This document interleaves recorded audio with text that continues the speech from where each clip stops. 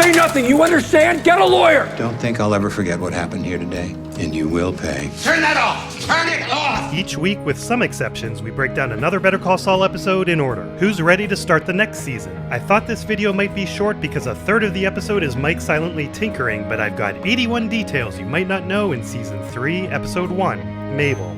Last season left us with 3 mysteries: who left the note for Mike, how did they do it, and what is Chuck's plan with the tape recording. But first, it's now clear we're going to be visiting the Gene timeline at the beginning of every season. I love reaching this point each time on a rewatch. We didn't plan initially to start with a flash forward every season. It just sort of felt right. We kept wanting to check in with Gene and kind of keep the idea of Gene in Omaha alive. Whereas the first 2 seasons of Gene were like tone poems, to use Peter Gould's words, this time the story progresses and things are about to go down. Bond bites weren't introduced until 2016, although I'm not yet going to mention what year we're in. There's great attention to detail on these time cards, which list Gene manager and Raquel. The date is September 28th, which is consistent with the bi-weekly chores date if you interpret bi-weekly as every other week. Although they're now 2 days overdue. 1 o'clock is when he'll go to lunch, but I'd be surprised if managers get a full hour. Real-life employee Raquel has returned, although real-life employee Sam takes over for Krista, and it's still not a name seen on last season's schedule. The same goes for Karina and Tiffany, so with all due respect, the show is muddying the waters here. The montage song is Nancy Sinatra's Sugar Town, appropriate as Gene works with sugar, but the song is actually about drugs, so it also works for Saul's future entanglements. They shot 1 continuous half hour for about 20 seconds of time-lapse, with Vince calling out instructions for all the extras the whole time. The trick is to hear what we're saying, and you don't need to nod and give a thumb. Don't do any of that. Just pretend no one's talking to you, but just do what you hear said to you. It's lunchtime, so Gene grabs his book and his lunchbox. The book is The Moon's a Balloon, a popular memoir. Vince chose it because after his parents got divorced, he visited his dad's sad little bachelor pad, and that was one of the few books he owned. It also seemed aspirational, as Gene would be reading about someone else's more interesting life. And the lunchbox has got to be a Kim reference, although Tom Schnauz didn't think so. Even if it was just to blend in with fellow Nebraskans, it had to have reminded him of Kim. It's so weird to see behind-the-scenes shots of Gene in color, but here are some from this day of filming. I'm going to count this as a magically clear surface, and it's officially the 5th one. I'm not counting shots like this because his ceiling was missing many tiles. And yes, it is kind of weird how much of the lunchbox walls we're seeing. It's like all the food is magically clear. Gene's world is so sad, not just because it lacks color, but because he's actually living in a world without Coca-Cola. Do you really want to live in a world without Coca-Cola? But it's also a world without Walt's product or The New York Yankees. So it makes sense. You can see we're in Cottonwood Mall. This is a real Albuquerque mall, and they were going to change the signs as this is supposed to be Omaha, until they realized that Cottonwood is the state tree of Nebraska, so they felt this name worked just fine. Back there is Dillard's department store, sort of. They filmed the mall scenes early in the morning before it opened for real, and all the stores were willing to open their gates and turn their lights on, except for Dillard's. This forced the show to take a photo of the store when it was open and turn it into a giant backlit billboard blocking the closed store. In this shot where it's more in focus, you can actually see the billboard support column behind the middle. This is a huge nitpick, but you can tell they didn't bother putting up the Whisker Stays sign this time. He's Dylan Riley Snyder, who was a star of Disney's Kickin' It. Who's the man? He is. On the day of filming, more people at the mall asked for his autograph than Bob's. And this guy is new production designer Michael Novotny, who wasted no time putting his face in a prominent spot. He replaced Tony Fanning, but only did season 3. All these faces are other crew members, such as art director Paula Del Santo. I was hoping Matt Feet would be in there, but it doesn't look like it. They're coming up a bit and then Check over that way, would you? now. See a guy in a corduroy coat go by? Sir, young guy, dark hair, corduroy coat. You can see Gene's self-loathing. He hates to do it, but feels this is the best way to avoid suspicion. Want to come on out here? The kid was likely to be caught anyway, and why wouldn't the Cinnabon manager help? Nice job. Say nothing, you understand? Get a lawyer! So much for staying invisible. Get a lawyer. Asshole. Ladies? Oh, hi, ladies. It feels like some Jimmy/Saul is still bubbling under the surface.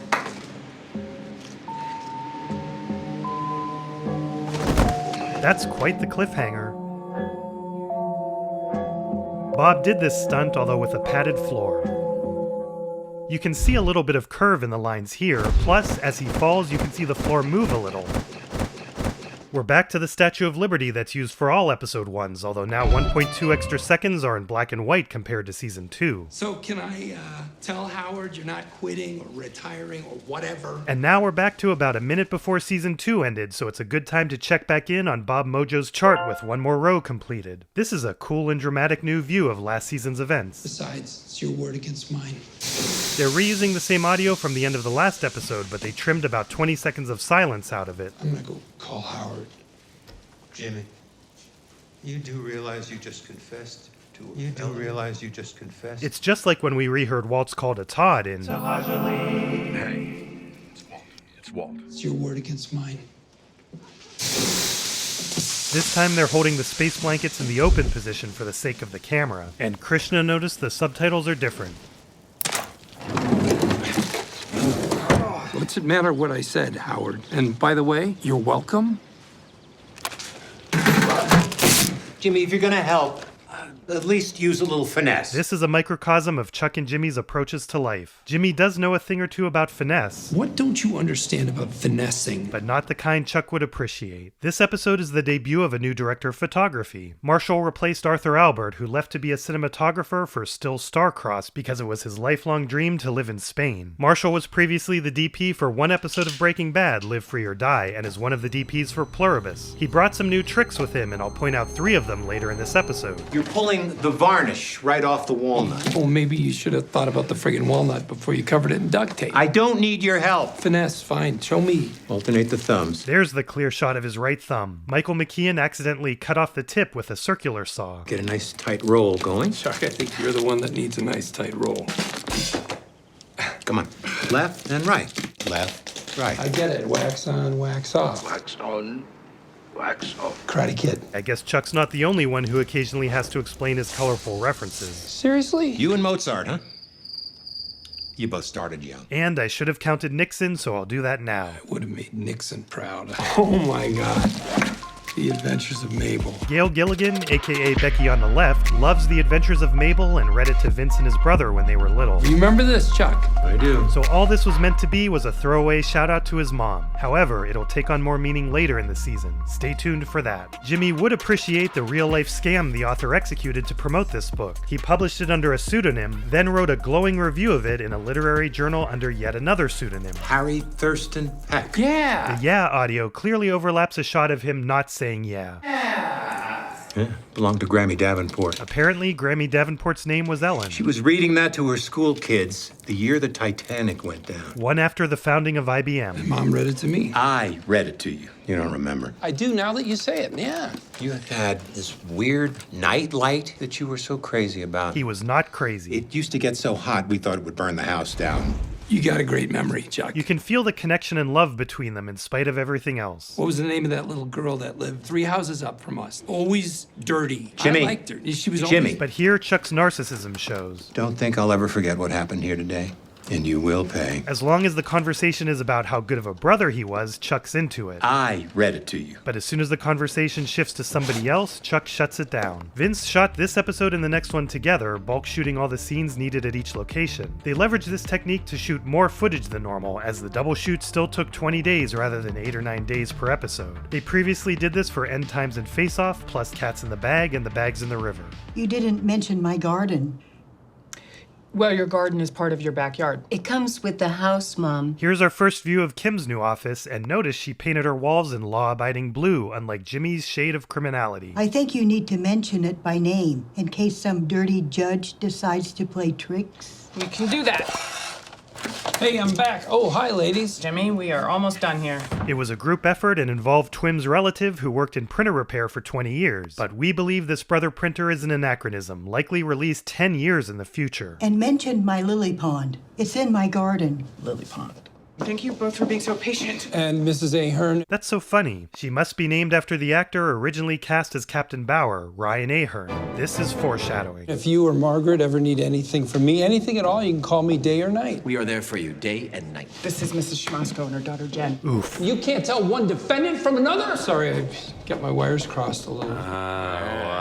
Between seasons 2 and 3, this real-life office space got rented, so the show had to recreate the whole thing as a set, similar to what they did for Jesse's house in Breaking Bad. The recreation is impressive, although there are minor differences like ceilings that are a fraction of a tile lower, missing molding at the top of the walls, slightly different rainbow placements, no more sprinkler, and different placements for the lights. The copper ceiling pieces at the real location weren't being manufactured anymore, so they had to mimic it with coppered color mylar. Essentially, they did a Chuck and covered the ceiling with space blankets. I gotta get back to it. How about we call it a day? You realize how far behind I am? Not to mention now, I've got 8 entire wills to finish up. What are you talking about? I'll do the wills. They're my clients. They're my clients. You and I aren't partners, remember? Once I take these people on, I can't just reassign them to you. Oh, come on. Why are you getting all, legal on me, huh? Who cares? This is about the money. It's not about the money. You can keep the money. Are you mad? I'm not mad. For 10 minutes today, Chuck didn't hate me. I forgot what that felt like. Vince secretly told Ray to throw the paperclip at Bob so he'd be genuinely surprised the first take. I can't tell if that's the take they used, though. Every time they try to get a genuine surprise reaction on film, I don't find them any different from regular acting. Besides, it's your word against mine. That's the end of it. Could you... One new trick that director of photography Marshall brought to the show is a new light-enhancing smoke for Chuck's house that looks better than the old smoke. It's twice as carcinogenic, but you can't argue with the results. Now, do you believe me? Your brother is one world-class son of a bitch. No offense.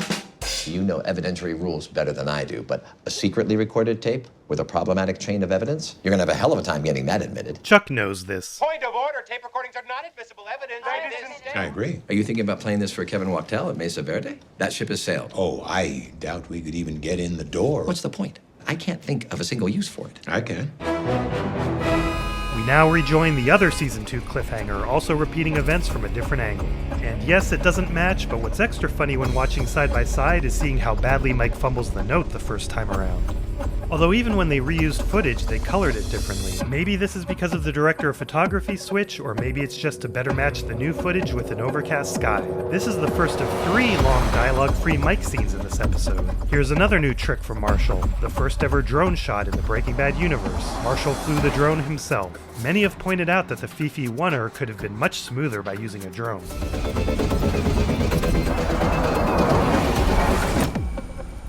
Whoever did this isn't using a simple store-bought tracker. 289, Scott. The tracking key uses 2 AAA batteries and lasts up to 30 days of driving. Tracking key is the device for you. That's real lightning, there for just 1 frame. It was more than 6 miles away because otherwise they would have had to shut down filming already. They did shut down filming for the day right after this, though. Aw, too bad that it's not old Joe's Rocker Salvage just down the road or Clovis's Crank It Up. Vince probably had to be talked out of that.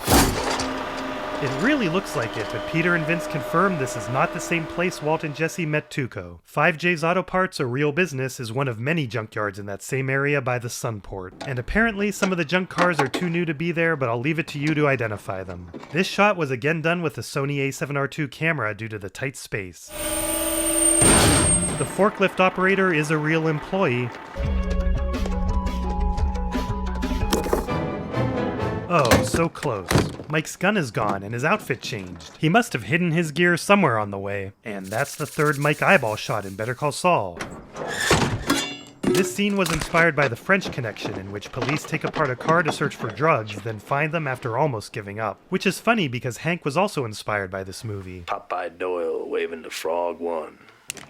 Vince said that taking apart the car is not a one-man job, especially how quickly he does it. I'm going to guess that's a body double for Jonathan Banks. Unlike the first time-lapse, this one was done with a still camera and a motion control head. This shows how frantic and desperate Mike is, because it's unlikely that a tracker would be able to be planted so deeply. Hey, mister. We're closing in 15 minutes. This is Forey Smith, before his breakout role in Yellowstone. He's a real-life cowboy and once broke his pelvis during a rodeo, then duct-taped it together so he could continue. Call me a cab, will you? What about your vehicle? Keep it. The real-life store already had most of this stuff on the walls, so it's funny that they ended up with a period-appropriate Visa sign this time. How is it again? Ehrmantraut. The Packers decorations were all there, but it appears the show tried to balance it out with some Eagles stickers, perhaps for Mike's benefit, and a bunch of other teams, which is pretty strange. It looks like Kim was here too. These NFL standings aren't accurate for the time period, and it's weird for the board to be that aged because these divisions were brand new for the 2002 season. You sell a gas cap for an 87 Caprice wagon? GM cap should be the blue on the bottom.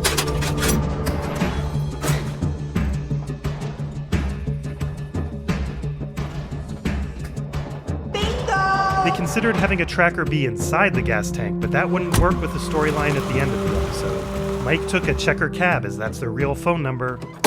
Notice that Mike grabs the gas cap of his regular car and finds another tracker in it as well. Both cars were being tracked. He probably left the original tracker with a disassembled car so he wouldn't arouse suspicion. This isn't a real product, but more about that later. It's got a number formatted like a MAC address, although with 4 extra digits. If it were a real MAC address, the organizationally unique identifier would point to Madge Limited, although this transmitter really shouldn't have one at all.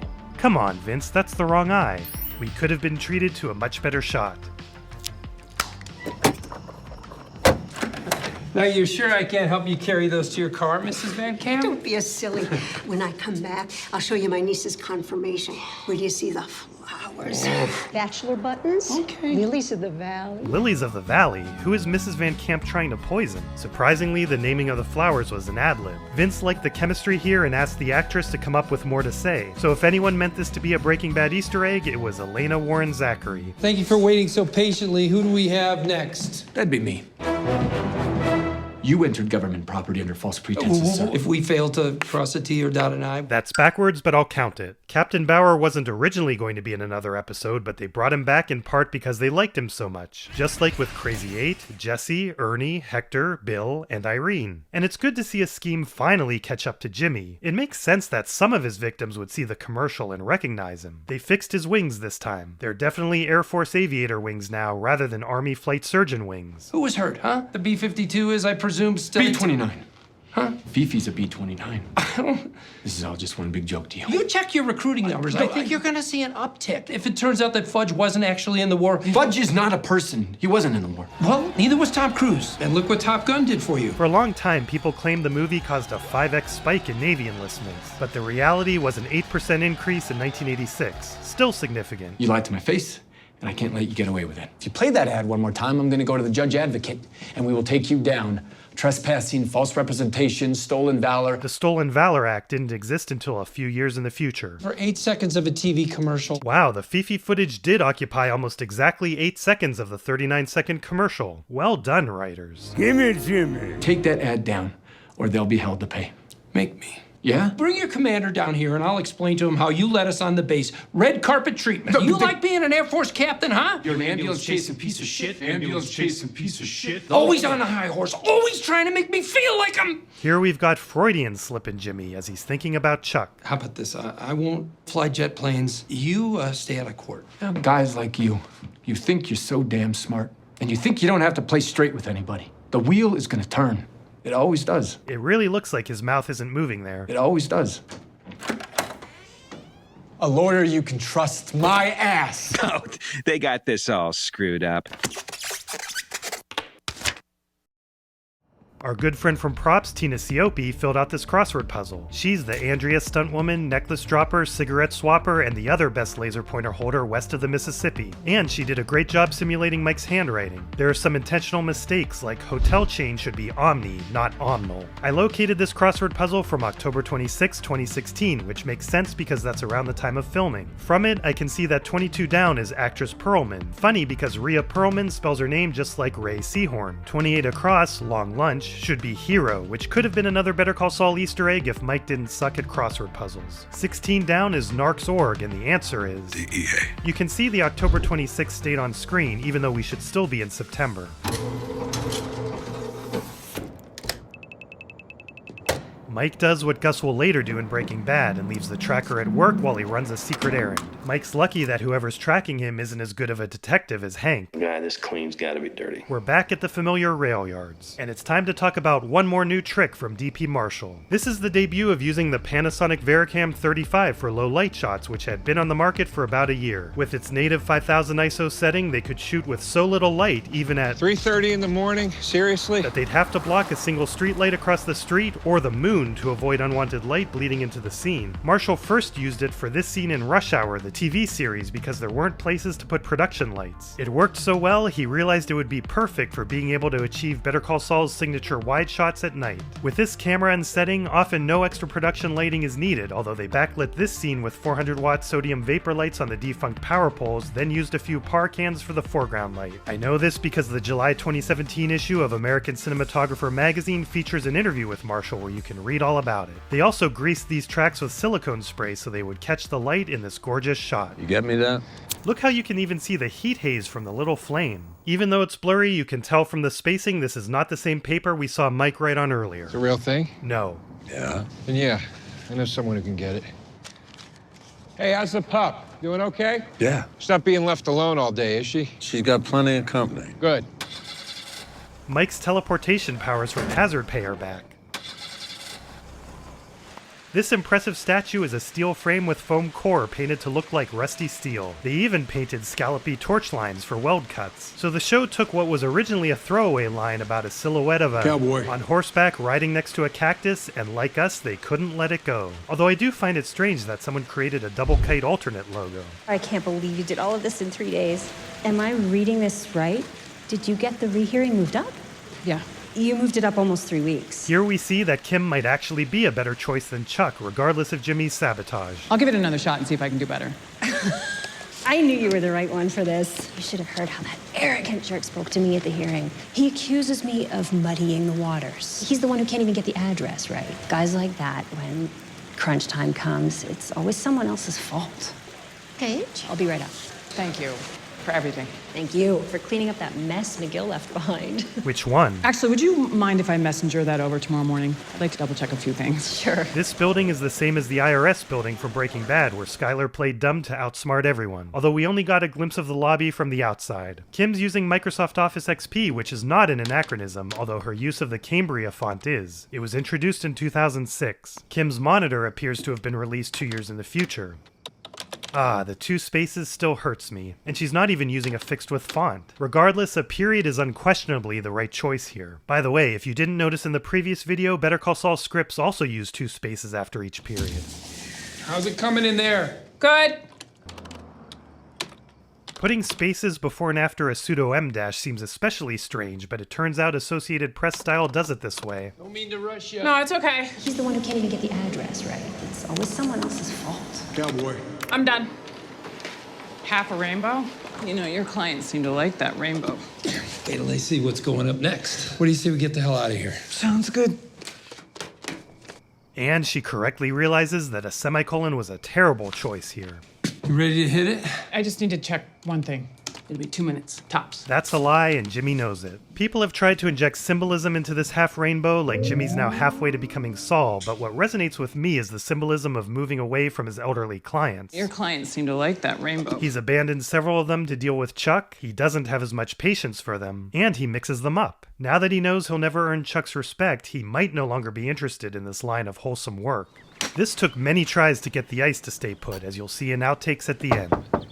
This shot was camera operator Paul Donici's idea. He used to shoot Formula 1, so he knows a thing or two about highlighting Ernie's awesome Mitsubishi. He's also now a DP on Pluribus.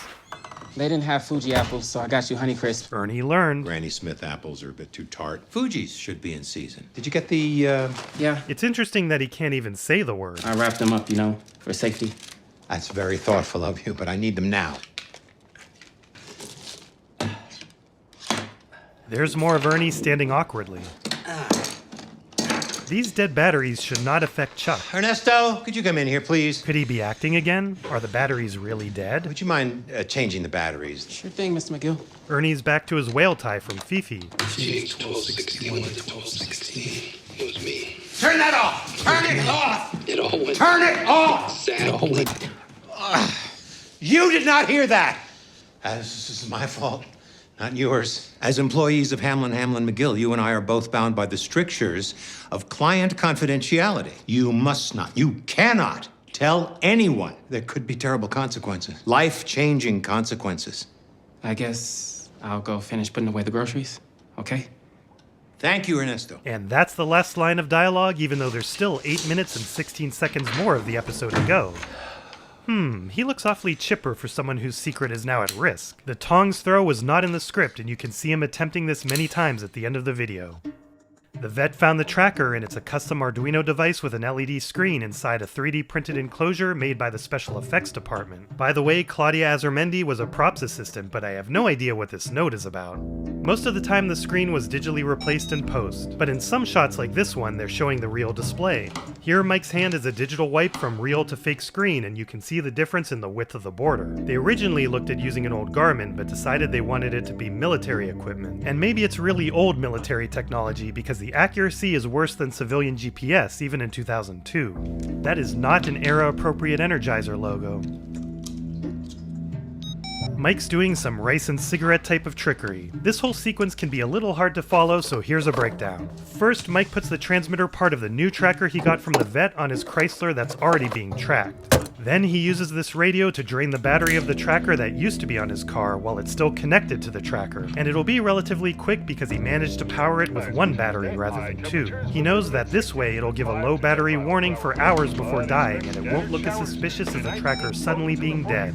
The dead battery is thrown away and the original tracker is on Mike's table. But Mike knows that whoever's tracking him will come to fix the battery issue, believing the original tracker to still be on his car. His plan hinges on the fact that they're not just going to replace the battery, but rather swap the entire transmitter. Luckily, that's what they do. It makes sense since it's way faster than prying the gas cap open and so on. So although Mike's car is once again being tracked, the mysterious stranger thinks he's driving away with a dead transmitter paired with their receiver. But instead, it's a freshly charged transmitter paired with Mike's receiver. Mike removes the new tracker, leaves it at home, and begins his hunt. But let's back up because there are some more details to cover. This piece of music is appropriately titled Gas Cap Parasite. KDSK 92.7 FM. Thank you, Derek. KDSK is a real New Mexico radio station, and that's one of the real DJs. Vince chose this because he would listen to it on the drive to work every day while directing the string of episodes and liked their eclectic playlists. Although, Mike wouldn't have been able to pick up KDSK from his house until 2014 when a broadcast relay station extended its reach.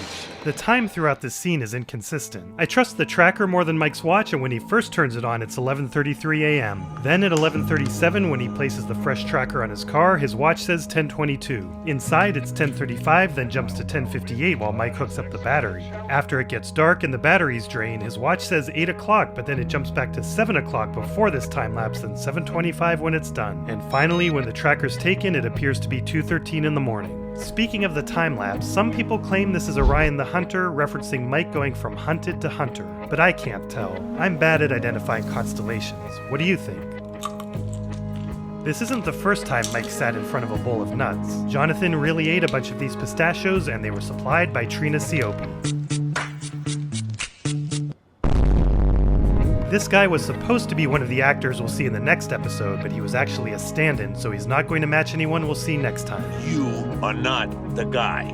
Once again, thanks to the Vericam, the prop screen was the only thing lighting Mike's face here. It's actually raining right now, for real, unlike in the Rebecca montage. But it's only the second time we've seen rain so far. This is the same license plate he has in Breaking Bad, but I've never pointed out the 57. Season 5, Episode 7 was a pretty important Mike episode in Breaking Bad. Was this another case of license plate foreshadowing?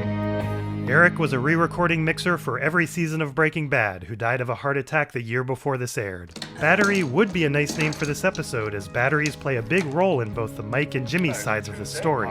It's possible they went with Mabel after realizing it would have more significance later. Parallels can also be drawn between Mabel's and Jimmy's stories, and it happens to be an anagram of blame, which is a recurring theme. But I don't have any concrete evidence that this is why it was chosen. Congratulations and thanks to the new 1-year members! Yows, Gage Hurst, Cut 67, Donut Sprinkle, Rat Popsicles 24, Zero, Jim Thomas, Nick Blazer, Trisha Off Perks, Alex Scott 20, Beppy, FaZe, Barbara Seville, Pablo, Suspenseful, Rezune, Mist Set, Summer Woods, Pink Pools, and Tabasco. And to the new 6-month members! There's a lot of you since it's been a while. Cole Tucker, Siesta Face, Black Mark Twain, Eddie Bastillos, Kitty, Hey Germ, you're my greatest 6-month member ever. Huey, Always Here, Lorenzo Sperato DeMello, Laser Zaminoff, Nate, Lily 35mm, Roomgood, Tony Speed, the 21st Sergeant, OK Let's Go, Eric Wills, Jorge, Como, Danny Ogle, Nakapish, Bongo, Drunken Corsar, Dibs, Zato Direct, Sniplord, Kakparak, Michael Mando, Eat the Lettuce, Jonah, Ocdice, Indigo JL1, Ben, Ancient Bagels Bagel, Rafael Dos Santos, Cesare, Warm Milk, Thizzy, Dustin Badola, Shadow K9253, Miodek, Axel Emkin, Only Mike, Barney Calhoun, Boleto, Max Ulyan, Noki, Not Baden, Diego Camacho, Lochnack Ruff, I'm That Cook, Zachary Piper, Amelia, Jeremy, Rude, Trey Winters, The Fandin, Artificio, Toasty, Circle, Prequel, Ali Owner Alp, Eelmouse, Victor Rosenberg, Westy Design, James, Rough, Usagi Word, Massive Terry, Bullet, Pasta Chan, Uwa, EK Drizzle, Sturman Dupelstein, Richard Hill, Lulek Vom Dienst, Frogoboom, Mojo360, Calico Cabot, Limpin, McChatlick Speedruns, Richie Williams, Robobox, Balintfok, Unit 220, Angel for 12, Cody 2005, Ninja Demolki, Shimon Lonsky, Hotline Jacket, D-Pat, Nathaniel Metodjev, Jamie Skorgi, Latvian Dragon, I Love My Dog, Mr. Personal Space, Maurice Reyes, Jacob Art, Cotmate 346AA, Hit 816, Elmo 483, Gadzooked, Green Toilet, Decafate, Old Danny Tanner, Jarlo Milf, Reds, Lunar TRS, Dr. Squirrel, Marco Gomez, Oliver Nega, The Man, Jamie VR, ADM, Jeremy Shepard, Dorito Dave, Alan Tran, Noxie, Joe Disco, Newton, Dominic OA, Jeremy Sanchez, Cooper Sampson, Kunef, Prod.Jizzle, Pero Kokich, Onfirm, Karasim, Luis De Los Gatos, Krish Aditya, Zinjo, Jonathan Ravon, Birdbrains, MKVQZ, Seal and Company, Tony B, Ricksky Icarus, Hacksaw 24, Jim Early, Blitzar, Beepop, Amos Baldoff, Magic, Ian Holst, Dan, Des Evil, Kyle M, Sanchez, Slop Consumer, Winterboy, Hazan Clink, White Stuff, Driven Holiday, Zova, Gilbert, Green Pepper, Beast Moto 324, Rezikmus, Wonder Productions, Red Toa, Seba the Beba, Jason Gamer 9000, Freezy, Nacho, Carmen, Mulvania, Kiwi, Skull is Dull, Mayonnaise, Malto Zombie, Hexen Cube, RTX 980, Tadpole with Leggy, Key Davis, Tobibi 300, Gomez, Dado Lover, Kex Maxing EV, Klosthal Zellerfeld, Eduardo Colo Andrade, Tau Villa Clara, Kif, Michael C, Vave, Kurg, Invermere, Connor Hamlin, Super Godzilla, Soul, Chef Vin, Tiro, Wolf Dude Bro, Gearomatic Games, Empty Soul, A Valve Guy, Nightmare, Ross, Penguin Minton, Gone Black, Chris, Andreas Tizel, Ario Def Sticks, Water Bottle Gaming TV, Loco Bob, Michi Plays, Elwood Nichols, The Nugget Man, V, Kixelku, Sergio C, Taco Rocco, Tom Varley, Matthew Patterson, Sizoth Khan, The Soggy Bobber, CT9095, Shatter, Boz Brower, Jungle, Blaze Inc., Graysland, Mattia 04DJ, Snecky Dog, Ducky, Flexican, Yoar Karstrom, Thick 30N, Jock and Ballin, Z Crabmeister, Colonel Ed Harrington, Nikola Toshkov, Andrew Gresham, Cursephone, Spooky Robster, Xantids, Duke Crumbletree, Fraser Pack, Teta Chico Papu, Bet, Fentmaxer 88, Two Bushes, Bathroom Carpet, Fruit, TCB, Cobalt, Gabby, Sanriath, Patrick Gilliland, Camille, Taj Plays, Moon Baboon 10, Caden Dodd, Squeaky Wheels, Cambot, Aram Emra Demer, Vincent Brower, Vitor Kazu, I'll Send You to Belize, Boost Chicken, Waving Fuzzball, Barco Basadero, Pugs, Jan Pleskash, Zoltfox, Mad Love, Sam Schellenberger, Melon Seed, and Dripple. I'd like to fix my pronunciation of Lucatil of Mira and Oni Power. Now say hi to the new members, Fernando Quiroja, Lunar Girl X, That's a Toilet, Bobby Mossing, Wibby Bop, FL, Codester Redux, Josh Dibble, Paul B, Cat Have, Batman, Andreas Rios, Seed 702, McFries with Dat 77, Hockey for Life, Rupayan Biswas, Alexander Blackwell, Monkey Boss Games, Kuro Talks, Daft Punk 58, Stupe Ace Defective, MC, Jimbo, Landane, Tyler, Wobaz, Marsbars 54, For the Win Rahul, Maddie Johannesson, Ricard, Grinchio, Kush Trevetti, Eyes YTO, Juan Mac Kliss, Periwinkle, EC Long, Why Are You Blue? Maladesh, Kakper, Mary Bidak, Glitchmasta, Brian, Morgan Enos, Pants, Pookie BBL Drake, VCK, Daniel Gray, Pablo, David Gilbert, Maximiliano Gonzalez, The Simple Gamer, Bath, Ghost Surge, Dominic G, Bung Wilmer, Downis, Pizza Burger, Alia Blunt, hi I guess, Sophia Atkinson, Zova Glenfarbzid, Dolwen Throw Mamam Wow, Koroko Roko, Lunag, Ruligan, Magnets, Mattis Zut, Binsk, Dead Summer, Jack Purdue, Tommy Salami, Dami Russ 24, Tupac, Jason Abadi, Holo, Ben, Aqua Saigan, John Edward Johnson, Charlie, Patrick D. Rupp, Kurok Whisperer, Pulpa Memer, Samuel Brown, R, Jorge A. Redenzo, Realtor, HD Real Estate, Patrick Kleinman, Lior Pashanov, Gecko, Airport X-Ray Simulator, Dune Monkey 32, Rogan Geyer, Joseph Smith, Marsh Joey Mello, Zaylant, Akertis, Trevor Mitchell, Tequin, Your Honor, David G. Armstrong, Nitro Nina, AP,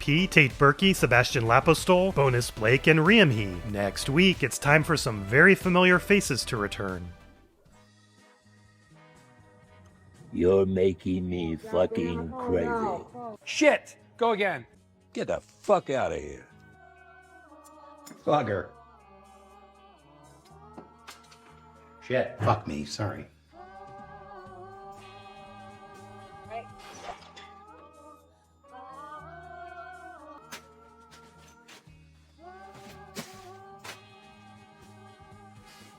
I love this particular piece of tape so much that I'm going to use it again. Are you fucking with me? Oh, yeah. Oh, exactly. Daddy's back. You know exactly.